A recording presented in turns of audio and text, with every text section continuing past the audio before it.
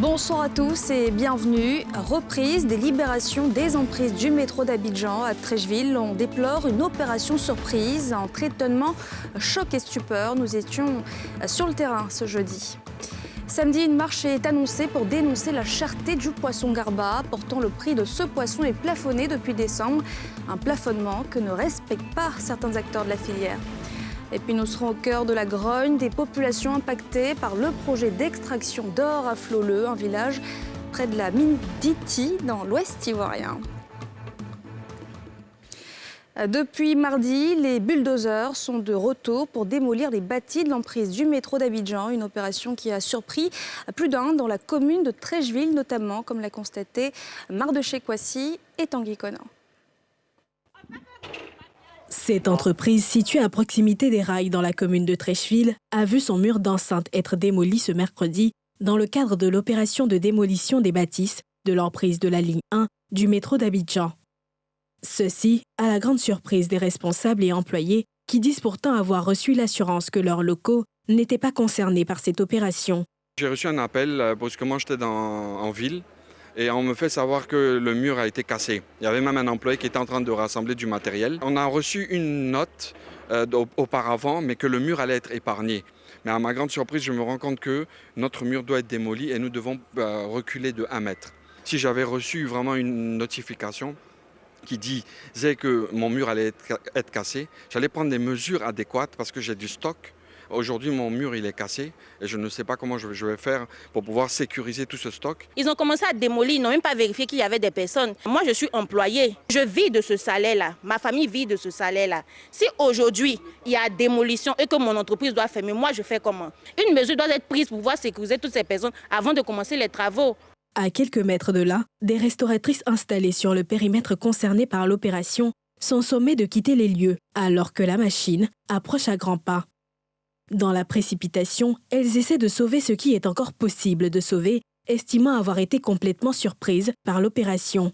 Ils nous ont dit dès le début qu'ils allaient casser ici, mais ils ne nous ont pas montré de jour ni de date.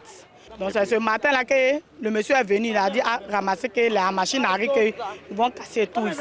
C'est ça que nous sommes en train de ramasser. C'est ce que nous faisons pour élever nos enfants. Voilà la rentrée scolaire qui arrive. Moi particulièrement, j'ai un problème de loyer que je dois déménager. Et puis il y a la rentrée qui arrive. Voilà ça là, où je vais m'installer pour vendre, pour que les enfants puissent manger. Ils nous ont dit qu'ils allaient nous dédommager. Ils ne nous ont pas encore appelé pour cela. Du côté de la Société ivoirienne de gestion du patrimoine ferroviaire, structure chargée de la gestion de cette opération, on estime pourtant avoir fait le nécessaire en termes d'information et de sensibilisation des populations concernées.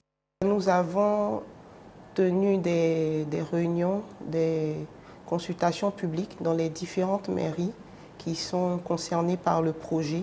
En plus de cela, il y a eu plusieurs publications par voie de presse. Les populations, elles ont reçu des mises en demeure. Ces mises en demeure font office d'ordre de libérer l'emprise. Et aussi, nous avons sensibilisé et incité les populations qui n'avaient pas encore négocié leurs indemnisations, de se rendre dans nos locaux, au plateau, à la cellule d'exécution, afin de négocier et de bénéficier de leurs indemnisations. Cette commune d'Abidjan, à savoir Anyama, Abobo, Adjamé, Plateau, Treichville, Marcory et Port-Boué, sont concernés par la ligne 1 du métro d'Abidjan. 13 400 personnes de ces communes installées sur le périmètre devraient être indemnisées. Parmi eux, 75% ont déjà signé leur certificat d'indemnisation. Les 25% restants sont toujours attendus. C'est inédit. Samedi, une marche des vendeurs et consommateurs de garba est annoncée. Ils dénoncent la cherté du prix du photon, plafonné en décembre dernier pour lutter contre la cherté de la vie. Sur le terrain, le prix n'est pas toujours respecté. Une situation que déplore la coalition des indignés de Côte d'Ivoire. Nadjaïja Fujanski-Siedou. Le plafonnement du prix du thon à 400 francs CFA le kilogramme pour le grossiste 600 francs pour le demi-grossiste, 650 francs pour le détaillant et 850 francs CFA pour le consommateur final, n'est toujours pas respecté sur le marché. C'est ce que dénoncent des entrepreneurs du secteur par la voix de la coalition des indignés de Côte d'Ivoire. Aujourd'hui, ce n'est plus à 400, c'est entre 700 et 800 francs que c'est vendu aux grossistes. Et le grossiste maintenant, voulant avoir une marge importante, ne respecte plus la distribution normale. C'est-à-dire ne donne plus rien aux demi-grossistes, mais ils vendent directement à la chambre froide, c'est-à-dire au frigo, au détaillant directement. Et cela remonte aujourd'hui à 1300 francs du kilogramme du poisson. Donc, si avec 300 francs ou 500, on ne peut pas se procurer un plat de garba aujourd'hui à Abidjan, il faut dire que ça sera vraiment de la catastrophe. Ce vendeur d'attiéké poisson-thon, communément appelé garba, paie les frais de la spéculation du prix appliqué en ce moment sur le faux thon, appelé également thon garba. Pour lui, plus rien ne va. Non seulement ce n'est pas du bon poisson, ce n'est pas du vrai thon, et c'est encore cher. Ouais. Donc du coup, je ne m'en sors pas sincèrement. Actuellement, au moment où j'achète, on me fait le kilo à 1200. Ouais, le kilo me revient à 1200. Ici aussi, il y a un problème qui est là. Quand vous mettez le prix un peu haut aussi, bon, ça ne sort pas. Une situation que vivent difficilement les consommateurs de garba. Souvent quand on vient, le prix varie. Souvent quand tu arrives, le poisson c'est bien découpé, le morceau est bon, et puis le prix qu'on te donne c'est bon. Mais il y a des fois quand on arrive, on constate que le prix a augmenté. Pour se faire entendre, une marche est prévue sur le port à la date du 20 août. Outre cette initiative, la coalition des indignés propose la mise en place d'un guichet unique de vente du poisson-thon. Direction Floleux, un village de l'Ouest ivoirien impacté par un projet d'extraction d'or près de la mine d'Ity. Les populations dénoncent le non-respect des accords engagés avec la société exploitante. Depuis, elles organisent des sit-ins pour exprimer leur mécontentement. Timé Danger. Floleux. Sur 400 hectares de terre de cet autre village aurifère du département de Zouan-Onia, dans l'ouest du pays, la mine d'or en cours d'exploitation par la société minière, déjà présente à Ity, à une dizaine de kilomètres de là.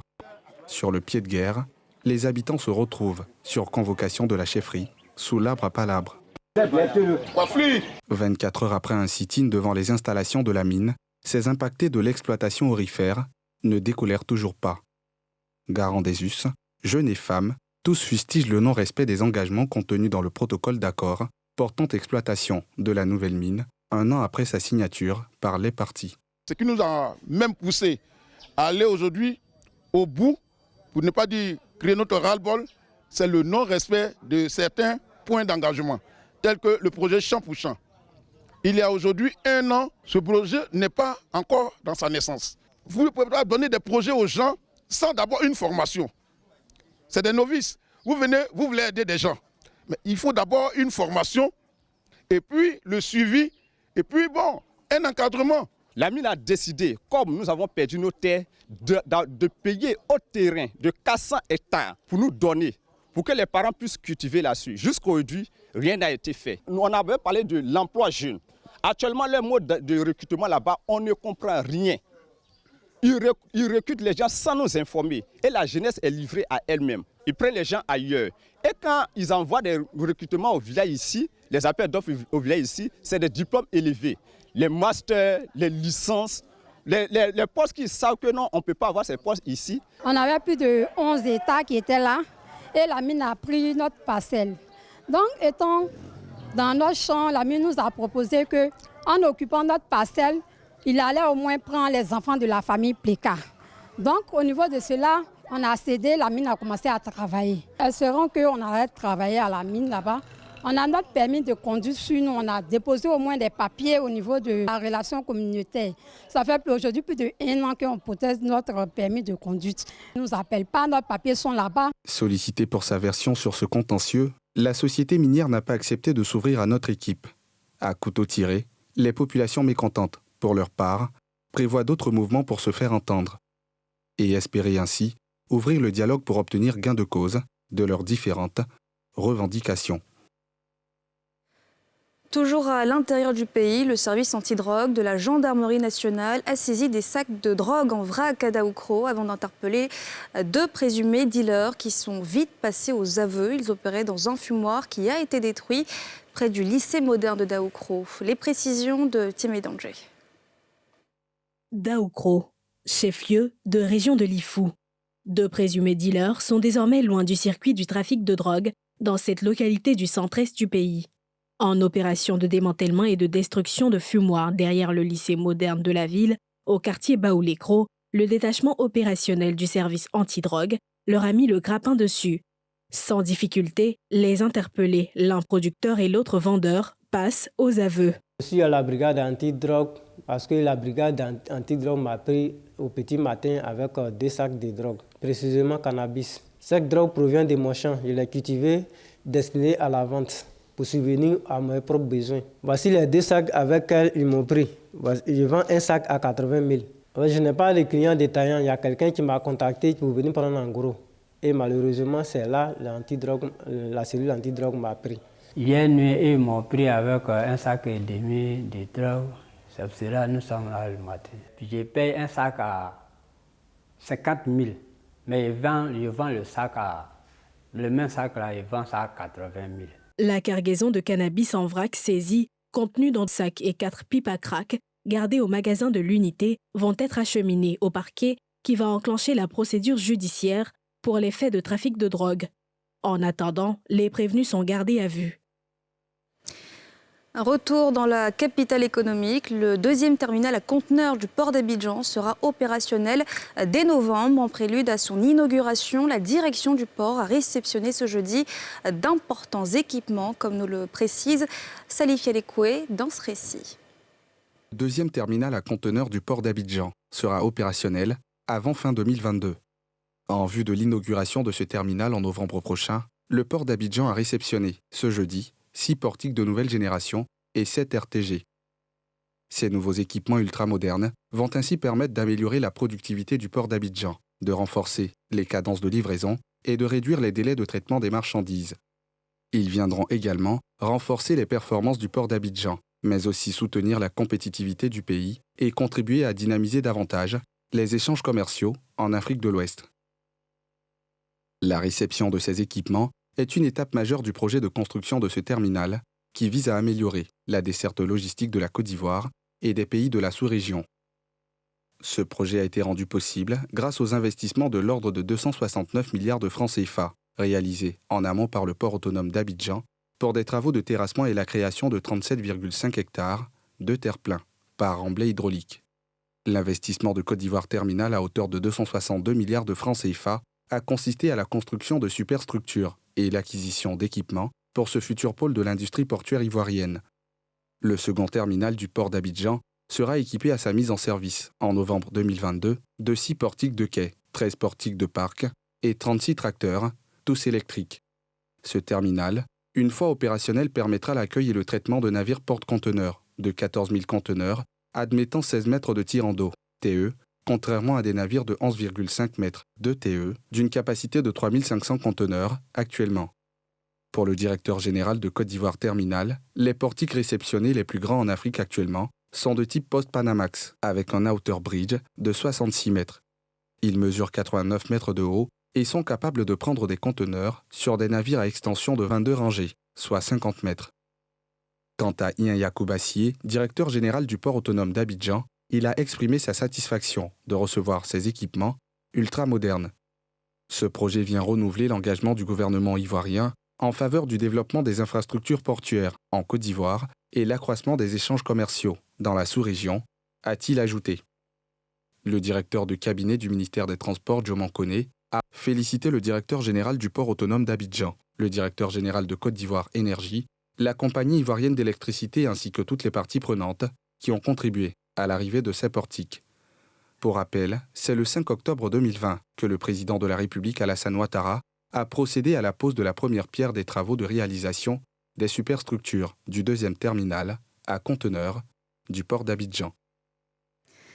Les élèves vont bientôt retrouver le chemin de l'école. Des élèves pour certains qui ont passé leurs vacances à travailler en faisant des petits jobs à l'occasion de se familiariser avec le monde du travail, mais aussi de gagner un peu d'argent afin d'aider les parents dans l'achat des fournitures scolaires. Mithilène Légré, Fulgence Kissiedo. Aïcha est en classe de seconde. Depuis le début des vacances scolaires, c'est à cette activité de fille de ménage qu'elle s'adonne pour payer ses cours à la prochaine rentrée scolaire. J'ai décidé de faire ce petit métier, c'est pour m'aider à pouvoir payer les petites fournitures et autres. Je peux m'en sortir avec 150 000, 100 000. Dans ce restaurant, de nombreux élèves et étudiants exercent des activités génératrices de revenus durant cette période de vacances. La job de vacances, je fais ça souvent